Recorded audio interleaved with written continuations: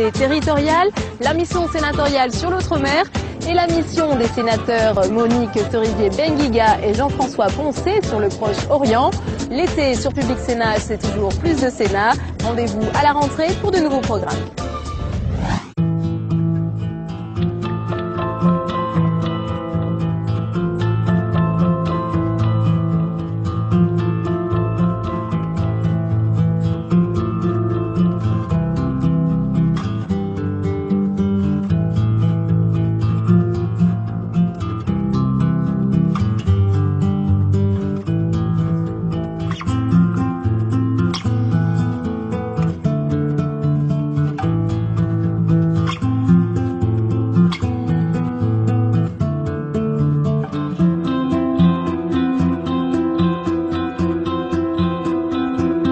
Salut à toutes et à tous et bienvenue dans votre émission Un monde de bulles, la seule émission au monde, comme vous le savez, entièrement dédiée, dévouée, consacrée au 9e art, à la bande dessinée.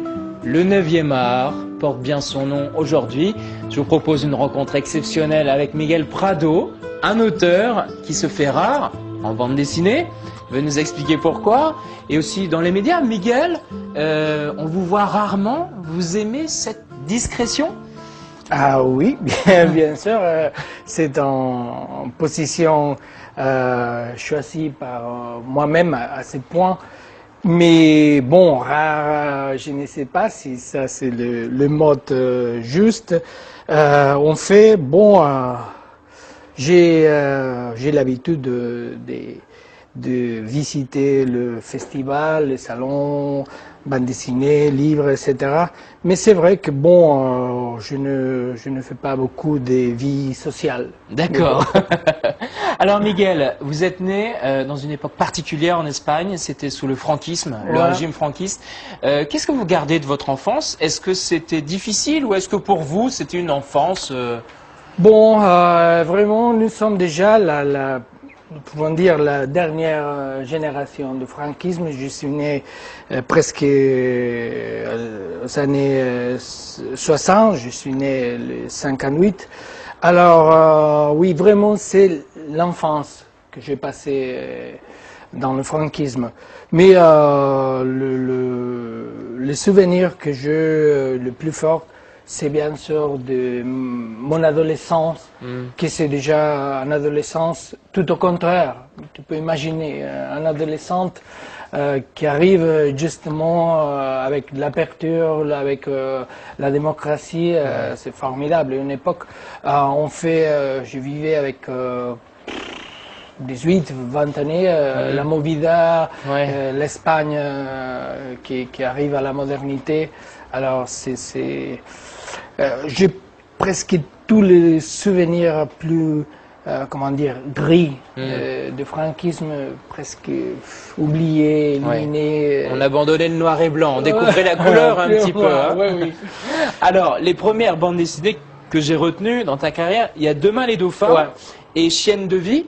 Chienne de vie, c'est le troisième. Troisième. Demain les dauphins, c'est un des premiers. Hein. Oui, Demain les dauphins, c'est mon premier livre. Le deuxième, c'est Stratos. Et le troisième, c'est Chienne de vie. Demain les dauphins, c'était un récit d'anticipation. Oui. Comme je t'ai dit, le revue chez cet éditeur, il était la plus importante de science-fiction. 1984. Et bon, je l'ai proposé de faire cette histoire. Et bon, il m'a dit bon, d'accord, commence.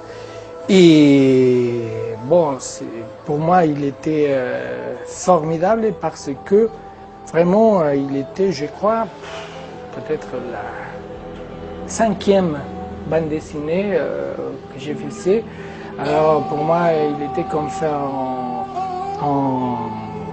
comment dire, en cours, en master, même paillé, parce que chaque fois que je finis une histoire, j'étais paillé, pas beaucoup, mais j'étais paillé. Et oui, j'ai démarré. C'est très important, bien sûr, de voir ton travail publier, Éditer. éditer, et surtout de voir ton travail à côté D'autres. d'autres, à Parce côté que là, les tu, maîtres. tu deviens un auteur. Oui, et parce que c'est très important pour sortir du monde clos qu'il est normalement toujours les copains, les amis. Ah Ouais. bon, formidable, tu es... Il faut voir ton Et travail puis là, à côté. tu te livres au public. Tu te mets nu Ouais. par rapport à un Oui, public. oui, ça c'est clair. Donc Oui, c'est oui, oui. particulier, ouais. Très particulier. Oui, oui. Surtout devant gens qu'il n'y a aucun rapport avec toi. Alors, ça me plaît, ça ne me plaît pas. Alors, en 1993, je crois que c'est la date, hein, c'est une année importante, c'est l'année de Trait de Craie. Peut-être. Je crois que c'est à peu près ça. Alors c'est un album qui j'imagine est important pour toi. Il a touché un public large. Il a touché les critiques. Tu as reçu Ouais. beaucoup de prix. Trait de Craie, tu te souviens pourquoi tu l'as inventé? Comment c'est venu? Complètement bizarre aussi l'histoire. Parce que je crois que j'ai commencé avec Trait de Craie après environ peut-être 7 années. Ouais, dans la Faisant bande des dessinée. autres choses. Ouais. Oui. Alors, c'est vrai que j'avais démarré toujours avec l'idée que j'ai toujours la même idée que, en général, le monde de l'art, de la communication, etc., c'est un monde privilégié. Alors, c'est très exclusif. Il n'y a pas beaucoup de gens Ah ouais. qui ont l'opportunité de s'exprimer, de contacter avec le public, etc. Alors, j'avais toujours à la tête l'idée que je devais faire quelque chose pour retourner une part de moi bon, à la société. La S'ouvrir. situation. Oui. Enlever un peu cette exclusivité, Oui, justement. c'est ça. Mm. Alors, j'avais fait, bon, des Mêlés Dauphins, j'avais fait Stratos, j'avais fait Chant de Vie, toujours avec cette idée, bon, de proposer des choses, des idées, la critique, etc. Alors, après cette année, je pensais, bon, quand tu es, par exemple, dans l'enseignement, dans des autres métiers, après cette année, tu as le droit de prendre en année pour faire quelques travail Ce d'investigation. que tu veux, voilà. En Espagne, on dit l'année sabbatique. Ah ben nous aussi. Alors, c'est la même chose. Alors, j'ai pensé, bon, pourquoi pas, j'ai le droit d'avoir Ton année à toi. sabbatique aussi. Alors, je vais faire quelque chose pour moi. Alors, j'ai commencé à écrire et à développer Trait de Craie comme une histoire pour moi. Sans contrainte. Ouais. Avec plus de liberté peut-être. Ouais, ouais.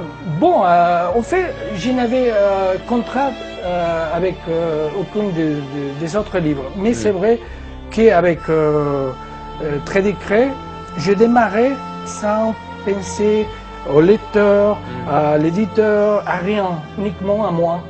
Et j'étais convaincu qu'il serait un livre uniquement pour moi, 4 amis, peut-être un critique un peu fou, etc. Et en fait, bon, la première réaction de tous les éditeurs, il était toujours la même. Qu'est-ce que tu me mets en histoire? Bon, dans une île, 4 personnages, oh là là, bon. Mais Miguel, pourquoi pas de continuer à faire des autres... Oh non, je veux faire ça. Surprenamment, le livre, il a devenu bon, culte. Oui, Oui, très bien reçu par la critique, par le public.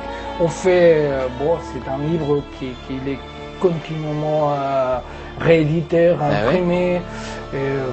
Et pourquoi tu as mis alors ces 4 personnages sur une île minuscule, donc où les personnages se croisent, s'entrecroisent, il y a beaucoup de... Voilà, ils sont à la fois seuls, ils sont à la fois ensemble, c'est très, très particulier. Tu as beaucoup travaillé sur la psychologie des personnages. Tu l'as très bien expliqué, je n'ai rien à dire. Oui, oui, c'est ça, c'est ça. J'avais l'intention de faire une histoire avec mes obsessions.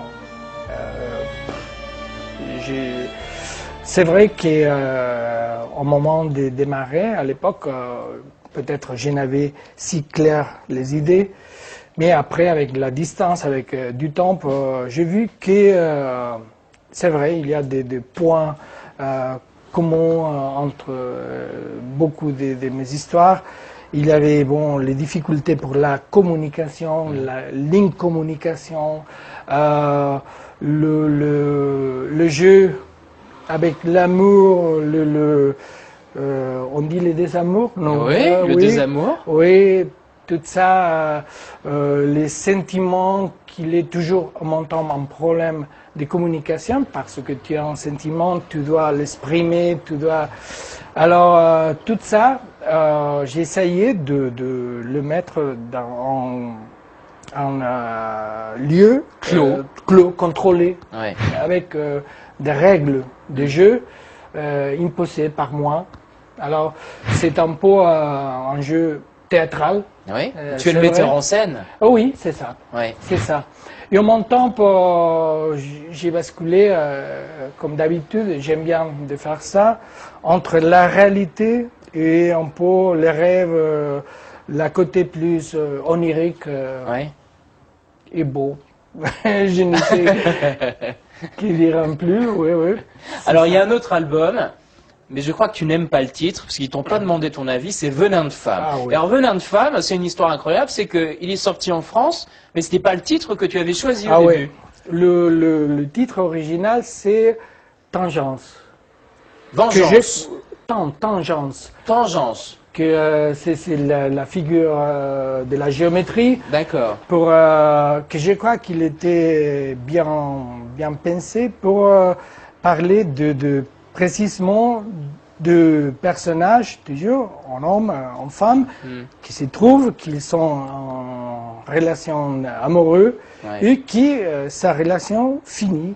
Et bon, après les points de tangence dans sa vie, on se sépare. Ouais. Ouais. Alors, oui, je pensais qu'il était bien, Tangence. En fait, c'est le titre en anglais, en allemand, en italien, dans toutes les langues. Mais l'éditeur français, il a décidé que pas du tout. Ça, c'est pas un traité de géométrie. Alors, non, non, non, non. Et sans me consulter, il a changé le titre pour Venin des femmes.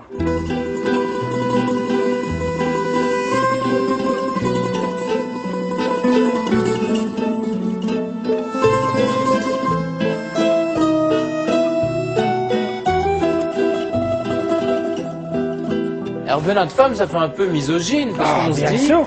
un homme, une femme, venin de femme, on se dit, c'est de la faute des femmes si ça se passe mal finalement Ah oui. dans ces histoires. Bah pas du tout. Oui, je pense que le problème, il était double. D'un côté, c'est vrai que me présente à moi-même comme auteur, d'un côté que je n'étais pas intéressé à faire ces rôles. Et d'un autre côté, je crois que les titres, la couverture, il doit toujours donner des informations à le lecteur pour savoir qu'est-ce qu'il peut trouver à l'intérieur. Où est-ce qu'il peut aller? Alors, Voilà. avec Venin des femmes, bien sûr, il avait, j'imagine, beaucoup de lecteurs, spécialement masculins, Eh qui pensent qu'à l'intérieur du livre, il trouvera, bon, une histoire un peu plus masculin, Ouais, c'est un peu plus avec une idée du sexe, bon, plus peut-être pornographique. Je n'ai rien contre La pornographie. la pornographie. Et ça tient plus c'est pas mon d'un métier. petit peu d'érotisme, ça. Oui, surtout, l'idée, il était de raconter des problèmes des couples et dans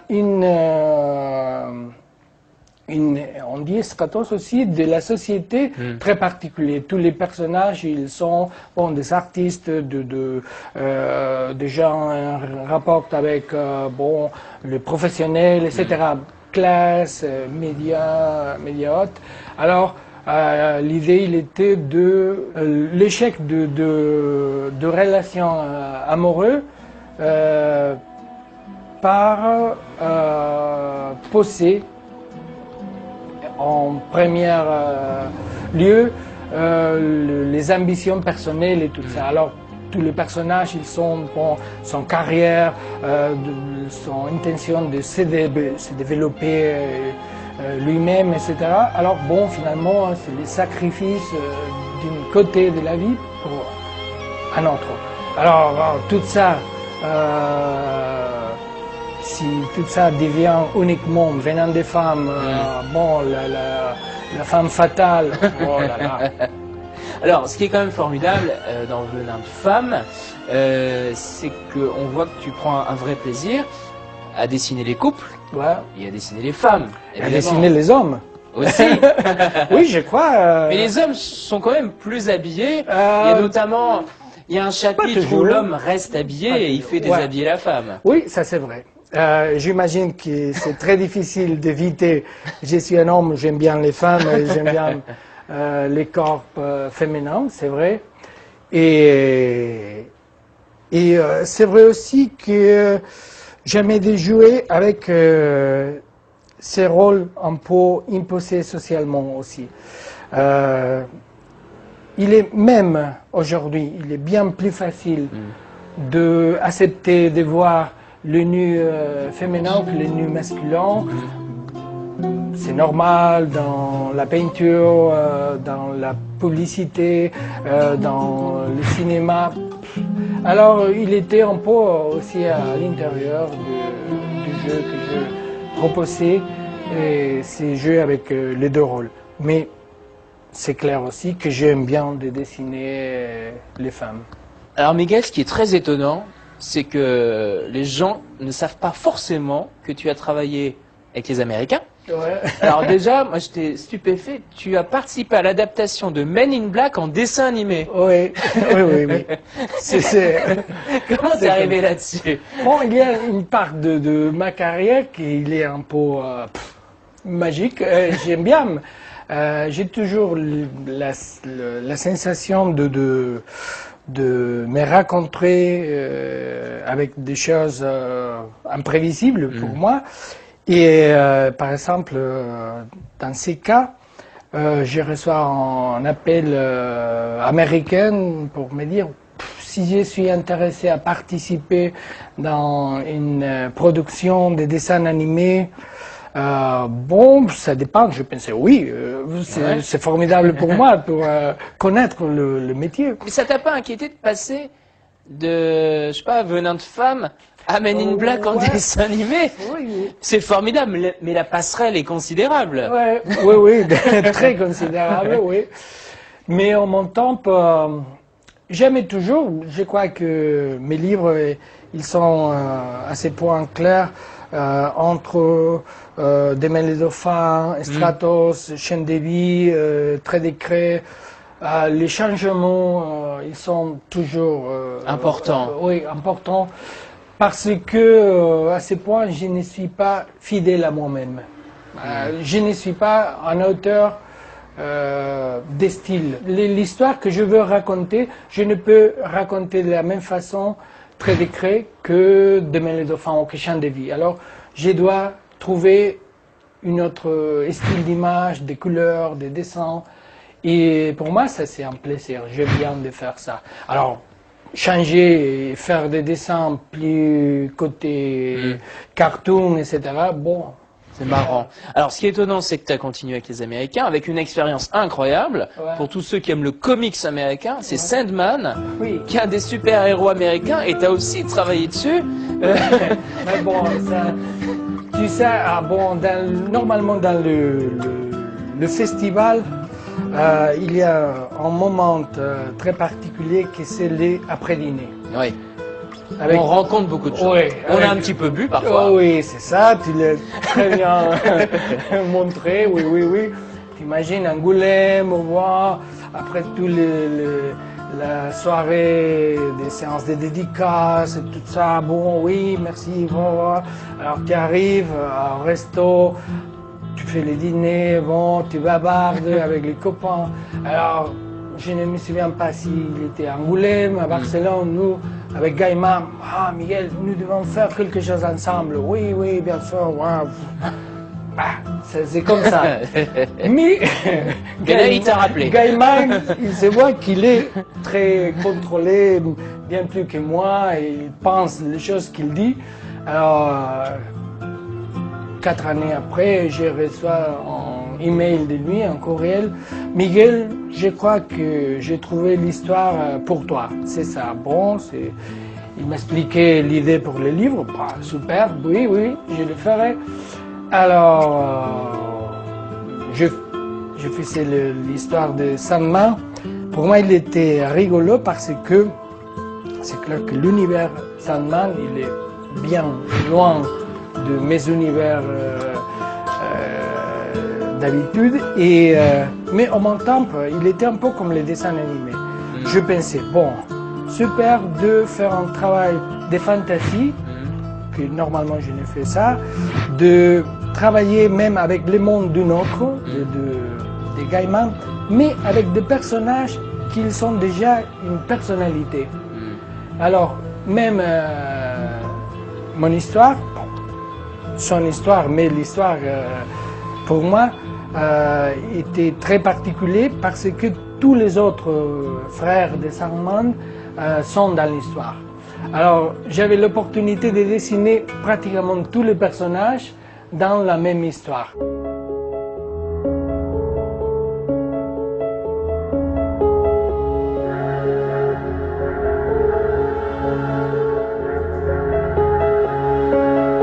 Alors dans la même question, je vais parler du passé, du présent et de l'avenir, puisque tu as un projet que tu as réalisé et qui est en adaptation, qui va bientôt arriver, c'est De Profundis. Oui. C'est du dessin animé, c'est de l'animation. Oui, c'est l'animation. Où tu as mélangé ta passion de la peinture. Oui, et là tu me disais 800 pages c'est beaucoup, mais combien tu as réalisé de dessins, de peinture?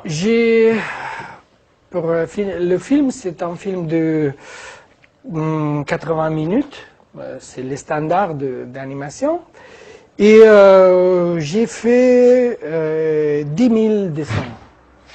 10 000. J'ai dessiné et je peintais toutes les images moi-même. Parce que l'idée, il était de faire un film d'auteur. D'auteur, pas une question comment dire, je ne peux pas devenir exquisite, rien du tout. C'est une question de faire la même chose que je fais à la bande dessinée, où l'histoire, les dessins, la mise en page, c'est moi qui fais tout, c'est moi l'auteur. Alors, d'essayer de faire quelque chose comme ça au dessin animé. Et avec les images, un peu d'inverser la formule. Tu sais, l'animation, il est devenu comme ça par un processus de travail presque industriel, parce qu'à l'époque, il n'avait une autre manière de le faire. Bien sûr. Alors, c'est bizarre, nous parlons des dessins animés, et finalement, nous avons un dessin très très simple, normalement, très simple, avec la couleur plat. Alors, vraiment, nous n'avons pas beaucoup de dessins, pas beaucoup d'images, uniquement les plus élémentaires, et nous avons beaucoup de mouvements. Ça, c'est formidable. J'aime bien le film Disney, Miyazaki, maintenant en 3D, mais je me demandais pourquoi pas faire au contraire. Renoncer au mouvement, le mouvement spectaculaire, mais de donner les images plus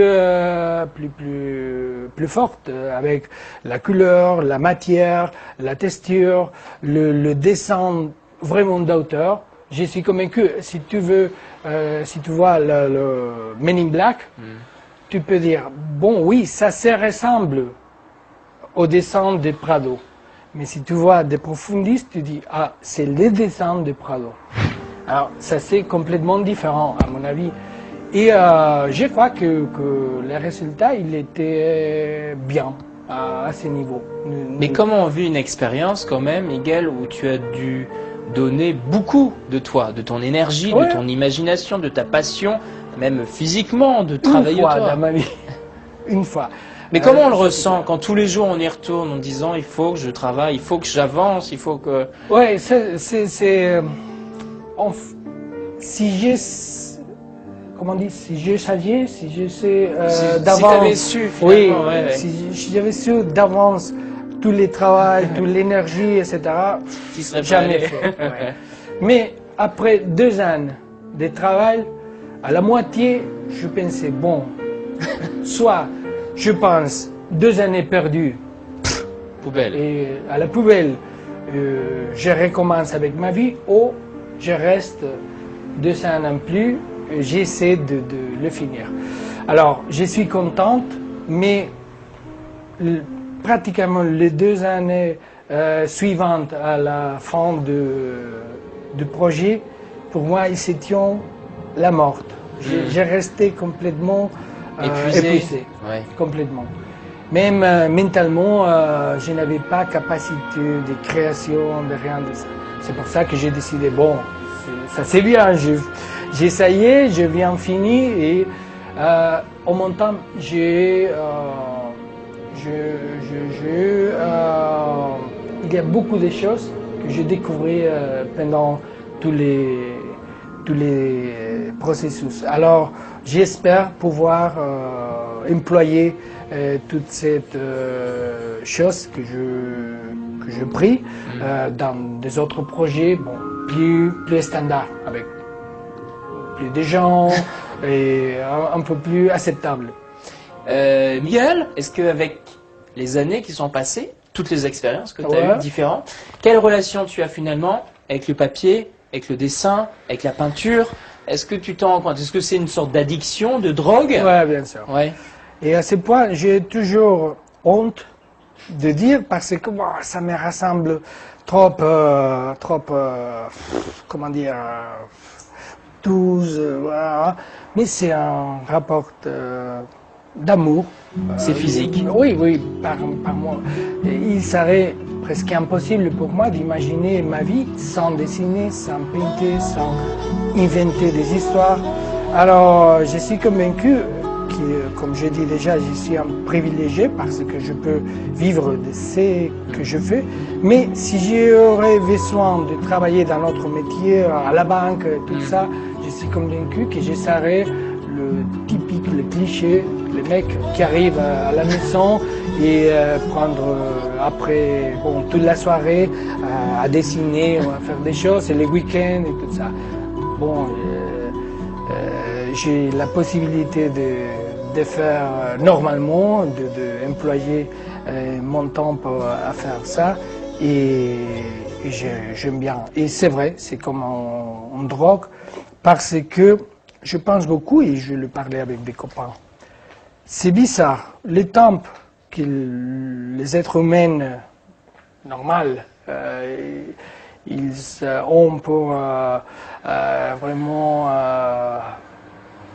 vivre, promener, etc.